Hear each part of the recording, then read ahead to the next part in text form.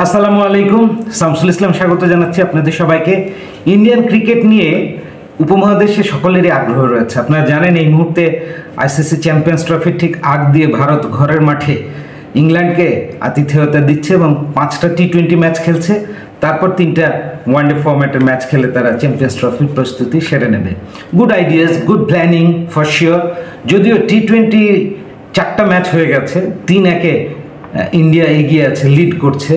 শেষ ম্যাচটা একটু পর্যালোচনা করতে চাই। টসে হেরে ইন্ডিয়া ব্যাট করলো পুনেতে আর 181 করলো 9 উইকেটে।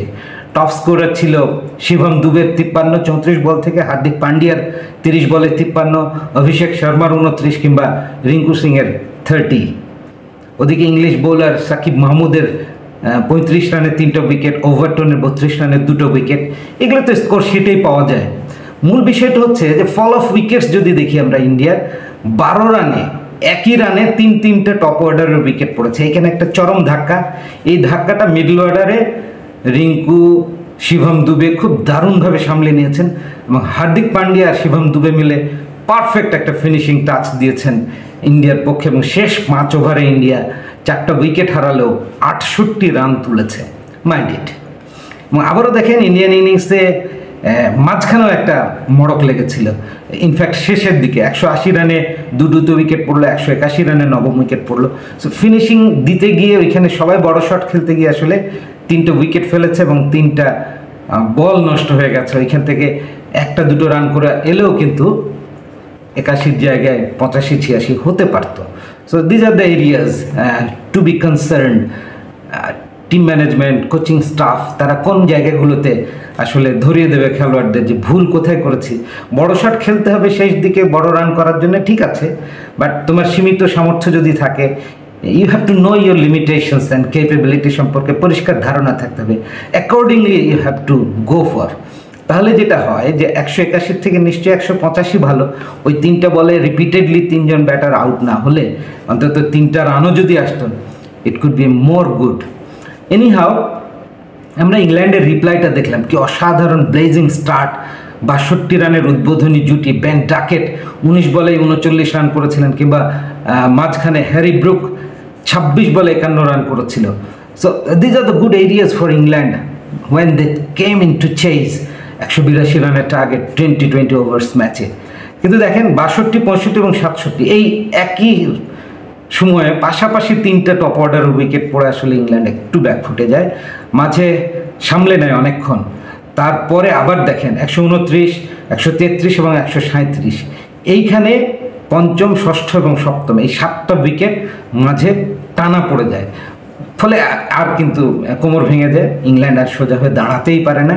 আস্কিং রেট ক্রমাগত বাড়তে থাকে এবং শেষের দিকেও 163 রানে 166 রানে টানা 2টো উইকেট পড়েছিল ইংল্যান্ডের। সো উইকেট 2 ইনিংসে আমরা দেখলাম যে যখন পড়েছে টানা উইকেট পড়েছে। ইন্ডিয়ার যেমন 12 রানে টপ 3 নাই, তারপরে 62, 65, 67 রানে ইংল্যান্ডের টপ 3 কনজিকিউটিভলি পড়ে গেছে। So these are the areas they have to improve it. একটা নতুন ব্যাটসম্যান এলে একটু সময় নেওয়া, আবার পার্টনারশিপটা ডেভেলপ করার জন্য চেষ্টা করা, থিতু হওয়ার চেষ্টা করা। মানে ক্রিকেট কিন্তু এইরকমই হতে পারে। এটা টি-20 ক্রিকেট হলেও আমার মনে হয় একটু সময় নেওয়ার প্রয়োজন থাকেই। আমি যদি কম্প্যারিজনটা দেখতে চাই, পাওয়ার প্লেতে 47 ছিল 3 উইকেটে ইন্ডিয়ার, অন্যদিকে ইংল্যান্ডের 62 1 উইকেটে। এখানে এগিয়ে তারা 10 ওভার শেষে 72 4 উইকেটে ইন্ডিয়া, ওয়ারাজ ইংল্যান্ড ছিল 86 3 উইকেটে। এখানেও কিন্তু ইংল্যান্ড এগিয়ে। ইভেন কি 15 ওভার শেষে 113 5 উইকেটে ইন্ডিয়ার, তখন ইংল্যান্ডের 133 6 উইকেটে। উইকেট একটু বেশি পড়েছে, বাট রানের দিক থেকে প্রায় 20 রানে এগিয়ে ইন্ডিয়ার চেয়ে England. Since they are chasing 181+, so তারা ঠিকঠাক ছিল। কিন্তু ফিনিশিং টাচটা বা লাস্ট 5 ওভার্সে যে ক্যামিও দরকার ছিল, ইন্ডিয়া সেখানে 68 রান তুলেছে শেষ 5 ওভারে 30 বল থেকে, প্রায় 14 করে প্রতি ওভারে গড়ে, 4টা উইকেটও হারিয়েছিল। সেই জায়গায় শেষ 5 ওভারে ইংল্যান্ড তুললো 33 4 উইকেটে। সো এই জায়গাটাতে আমি মনে করি যে ইংল্যান্ড ম্যাচ হেরে গেছে। আর যখনই উইকেট পড়েছে দু দলেরই টানা উইকেট পড়ে গেছে 2-3টা পার্টিকুলার ফেজে, শুরুতে, মাঝে এবং শেষের দিকে। সো আজ 5th অ্যান্ড ফাইনাল ওয়াংখেড়েতে টি-20 ম্যাচের সিরিজের শেষ ম্যাচ। ইংল্যান্ড জিতলে মান বাঁচবে, 3-2 শেষ করবে। আর ইন্ডিয়া জিতলে 4-1 হবে। My money for India, it would be 4-1 in favour of India, আমার ধারণা এটা। আর 3টা ওয়ানডে ম্যাচ আছে আপনারা জানেন, 6, 9, 12, এবং এই 3টা ওয়ানডে ম্যাচ খুবই এক্সাইটিং হবে। Two top teams in one day format, England as well as India. India always at home, strongest side. So আপনারা নিশ্চয়ই এই ভিডিও আলোচনাটি এনজয় করলেন, ভালো লাগলে অবশ্যই শেয়ার করবেন। Thanks for watching. ইউটিউবে আমাকে সাবস্ক্রাইব করুন, সেখানে আমি নিয়মিত থাকছি। ফেসবুকে তো আছি।